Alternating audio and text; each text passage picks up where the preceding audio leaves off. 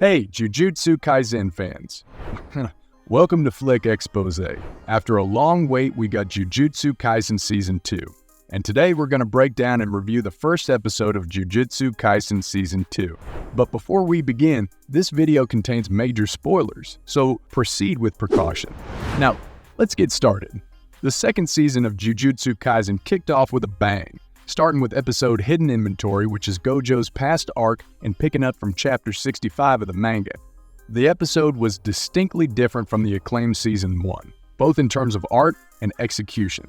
We got to see a younger Gojo and Geto, along with most of the supporting cast, and we got a glimpse of the mysterious Toji Fushiguro, who finally appeared in the anime.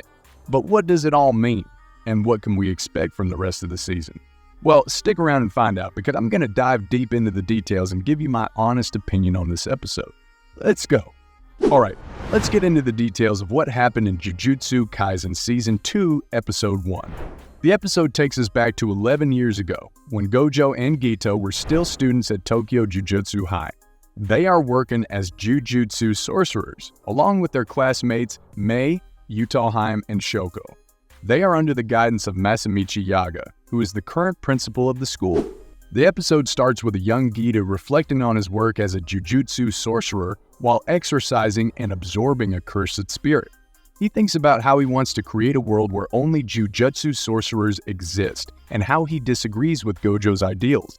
Then, we see a woman explaining some of the missions that Jujutsu sorcerers have to do. One of them involves investigating a haunted house that belonged to a former restaurant chain president.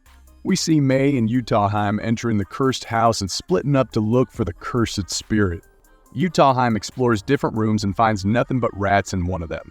She leaves the room and runs into Mei, who says she has been around this floor 3 times already.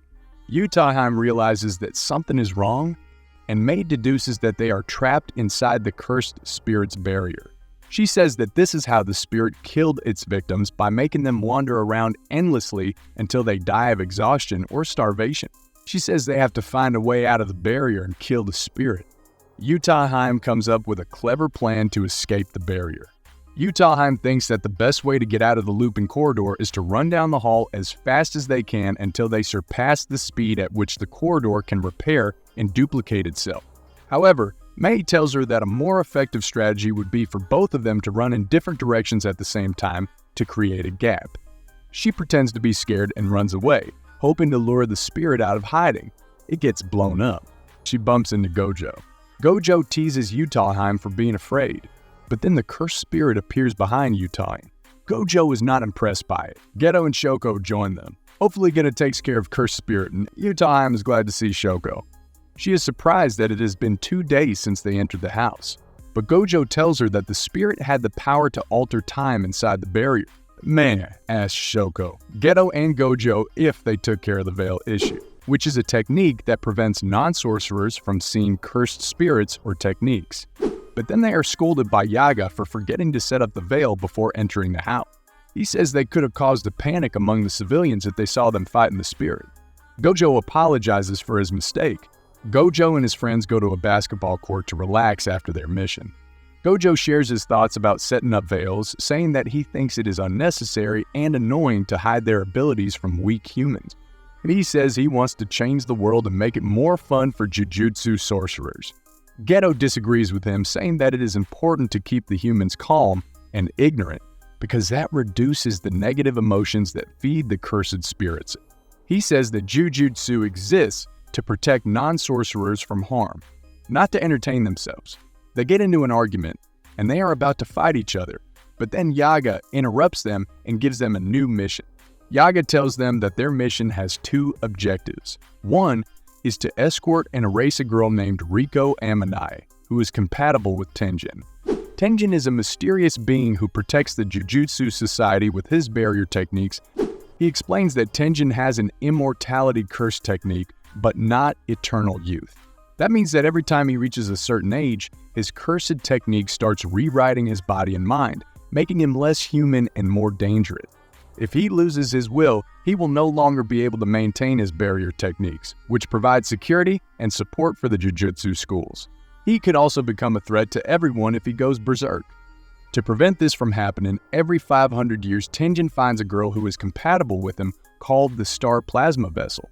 He assimilates with her and overwrites her information on his body, resetting his cursed technique back to 0.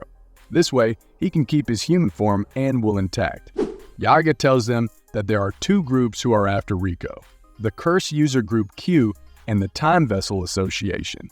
The Curse User Group Q are a group of rogue Jujutsu sorcerers who want to overthrow the current Jujutsu society and cause chaos by making Tenjin rampage. The Time Vessel Association are a group of fanatics who worship Tenjin as a god and want to preserve his purity by killing Riko. Yaga tells them that Tenjin has decided to assimilate with Riko in 2 days, so they have to protect her and make sure she reaches him in time. They also have to erase her memories and identity because she is not allowed to know anything about Tenjin or the Jujutsu world. After getting some drinks, Gojo wonders why the Time Vessel Association wants to kill Riko. Geto tells him that they want to keep Tenjin pure and prevent him from changing. He also tells him that they should be more worried about the Curse User Group Q, who are more dangerous and powerful. He tells Gojo not to be overconfident because he might meet someone who can match him. They arrive at Riko's hotel, but they are ambushed by a member of the Curse User Group Q who sets off a bomb and tries to kill Riko. She jumps off the building, but Geto catches her with his curse technique. He realizes that this was a trap set by the enemy. Another member of the group confronts Gojo, who is not afraid of him. He says he will show him no mercy. Meanwhile, we see 2 new characters who are watching the scene from a skyscraper. We see Toji Fushiguro for the first time here. Toji Fushiguro is Megumi's father, and he has a special ability that allows him to nullify any curse technique. He is with another guy who is a member of the Time Vessel Association, and he assigned a mission for Toji Fushiguro to kill Star Plasma Vessel. The episode ends with Toji Fushiguro accepting the mission to kill Riko, setting up the stage for an epic showdown between him and Gojo in the next episode. I am so much excited for the next episode. I can understand why Jujutsu Kaisen fans have been looking forward to this second season. While some flashback arcs can be boring or unnecessary, Jujutsu seems to do a good job with showing the path. It was especially intriguing to see Geto and Gojo's different views on protecting the weak, knowing that they will end up on opposite sides in the future.